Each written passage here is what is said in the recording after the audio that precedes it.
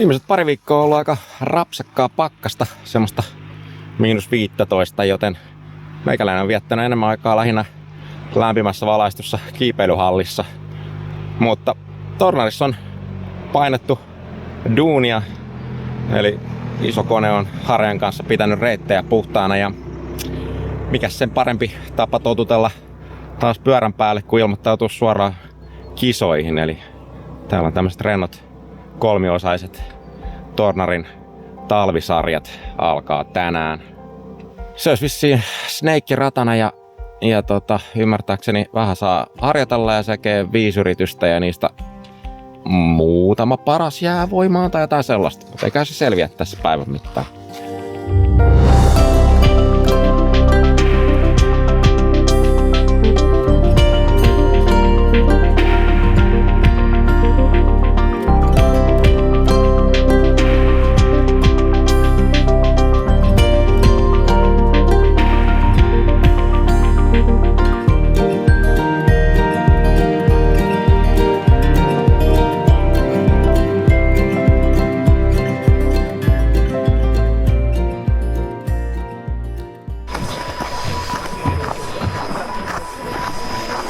Täällähän on porukkaa vaikka kuinka. Hello, täällä on uusi ylipäällikkö ja vanha ylipäällikkö ja... Voi sen sanoa. Jotain sinne päin. Harjoitellaan. Vai tekikö Marko jo jonkun käännepäätöksen ja... 3-7. Palas. Ei kommentoi. Tervetuloa. Kiitos, kiitoksia. No niin, sieltä tuli numerolappua ja kelistä ei myöskään osaa yhtään sanoa, koska sen verran on ollut plussaa ja jäätävää sadetta, että siellä voi joko olla jäätä tai olla tosi kiva kesäkeli. Joten osa on kesärenkailla ja meikäläinen esimerkiksi on ruuvirenkailla, joka on ehkä se röyhkein valinta.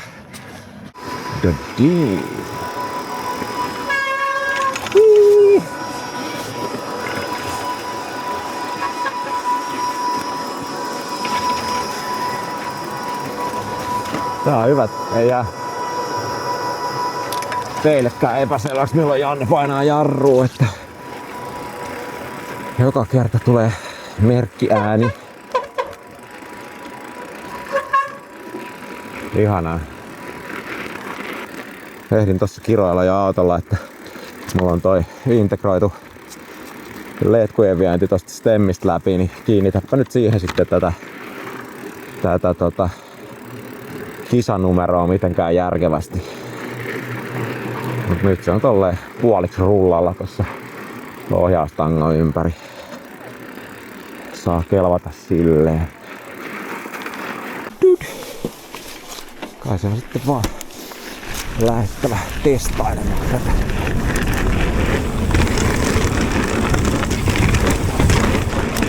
No. En mä tohon kyllä ois kesärenkaalla lähtenyt.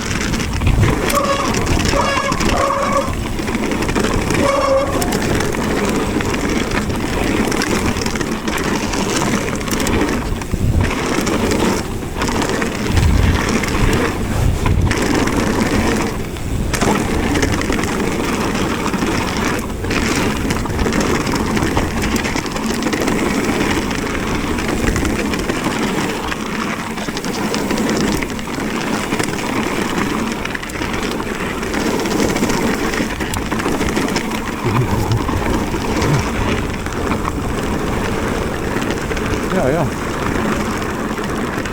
Nice.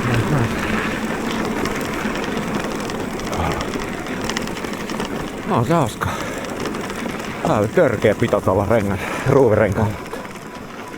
Ajaa. Jokaisella on käytössä siis 5 laskua ja näistä 5-2 parhaan aika jää voimaan.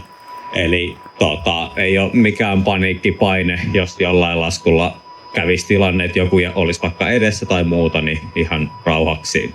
Käytännön järjestelyistä ylhäällä meillä on lähettäjä. Noin 30 sekunnin välein lähdetään radalle.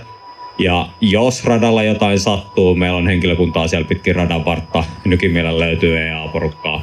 Niin sitten pysäytellään tarvittaessa sen osalta. Ei kai siinä, pidetään tosi hauska päivä. Ei ole oltiin ei ole matkassa, niin tämä on hidasta. Semmosta se on.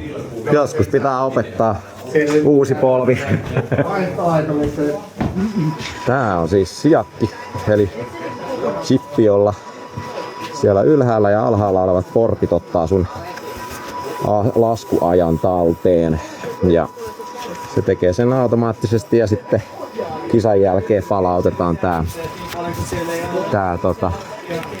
jossa se luetaan sitten tietokoneelle ne ajat varsin tarkasti. Tässä kyllä tosiaan herää kysymys, että 5 laskua sais ajaa, mutta näillä jonoilla ehditään ehkä 2. No mut on tässä vielä puolesta tuntia aikaa. On. Sovellatte.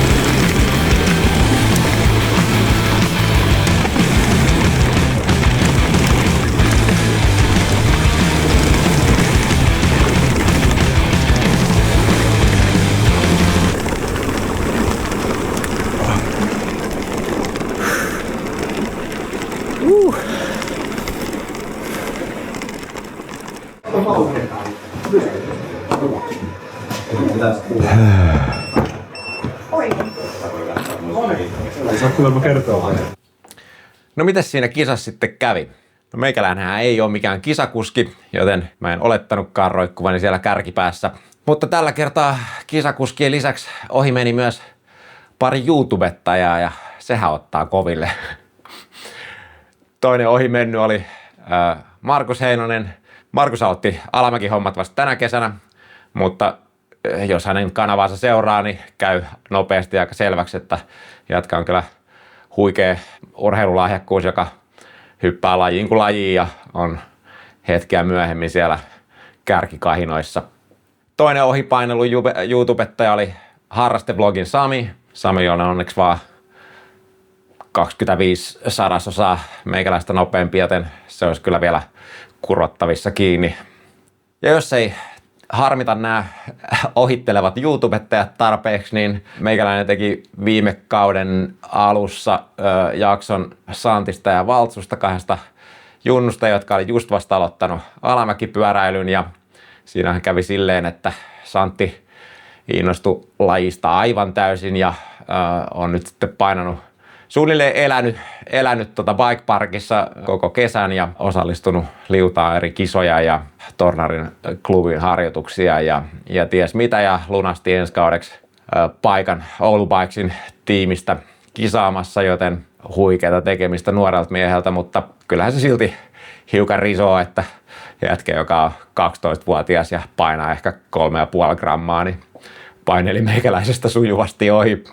No joo, nämä on tietty vähän kieliposkella heitettyjä, koska on suorastaan röyhkeätä olettaa, että jos ei treenaa kisaamista, niin sit pitäisi kuitenkin jotenkin maagisesti pärjätä kisaamisessa, ja näinhän se ei mene. Mä olin tällä kertaa 11 miesten sarjassa, jossa meitä oli 30 kisakuskia, joten siihen täytyy olla varsin tyytyväinen, ja jos siitä haluaa paremmaksi ryhtyä, niin pitäisi tehdä vähemmän videoita ja käydä enemmän harjoituksissa, ja ehkä mä hyppäänkin ton Club Tornarin viikkokellotuksiin ensi kaudeksi. Mut hei, noita kisoja on vielä 3 tulossa tälle talvelle. Tulkaa mukaan. Kaikki on matalan kynnyksen ratoja, joten sinne sopii kaiken taitoiset. Ja sen lisäksi Tornarissa on huikeassa kunnossa radat. Sinne kannattaa todellakin vaivautua myös talvella, että menkää laskemaan. Alright. Haluatko mennä edellä? Voin mennä.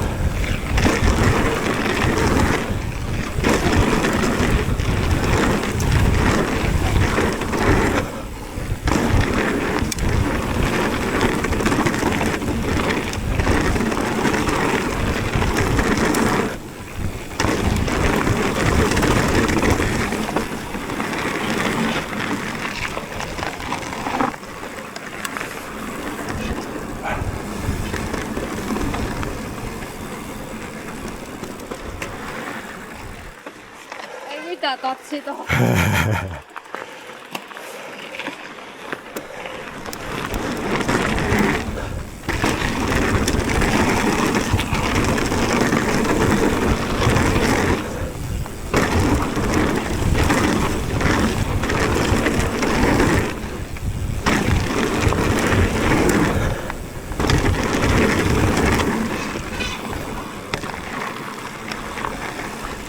Ai Jeesus, voi olla pyörällä ajaminen hauskaa.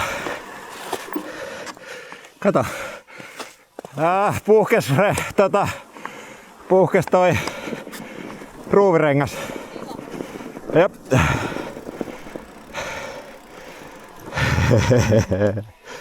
Semmosta se on. No mut hyvä kohta sillä oli puhjata, kun kisalaskut on just laskettu. Jep. Alright, mut hei, se oli hauskaa. Oli. Ai vitsi. Kyllä pyörällä on kivaa. Oh.